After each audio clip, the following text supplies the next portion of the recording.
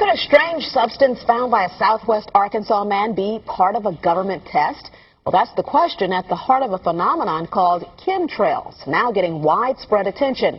Well, tonight, KSLA News 12 investigation reporter Jeff Farrell shows us the results of testing we had done about what's in our skies.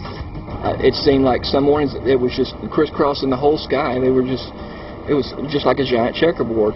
Bill Nichols snapped several photos of the strange clouds from his home in Stamps, Arkansas.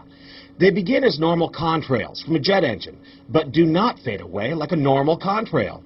Soon after, he saw particles in the air. You know, because we'd see it drop to the ground in a haze. Nichols then noticed the material collecting on the ground. This is water and stuff that I collected in bowls. I had it set out in my backyard on my dad's pickup truck. KSLA News 12 had the sample tested at a lab. The results? A high level of barium, 6.8 parts per million, more than 3 times the toxic level set by the EPA. Armed with these lab results about the high levels of barium found in our sample, we decided to contact the Louisiana Department of Environmental Quality. They told us that, yes, these levels are very unusual, but at the same time, they added the caveat that proving the source is a whole nother matter.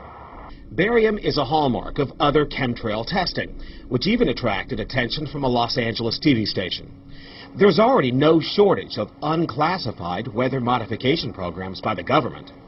But those who fear chemtrails could be secret biological or chemical testing on the public point to the 1977 Senate hearings in particular, which confirmed 239 populated areas had been contaminated with biological agents between 1949 and 1969. Later, the 1994 Rockefeller Report concluded hundreds of thousands of military personnel were also subjected to secret biological experiments over the last 60 years. But could secret testing be underway yet again? I'd rather it be something inert and benign, you know, something that's, you know, not causing any damage, but I'd like to know what it is. KSLA News 12 discovered chemtrails are even mentioned by name in the initial draft of House Bill 2977 back in 2001 under the Space Preservation Act. But the military denies any such program exists. Jeff Farrell, KSLA News 12 reporting. And, you know, it turns out until 9 years ago, the government had the right under U.S. law to conduct secret testing on the American public under specific conditions.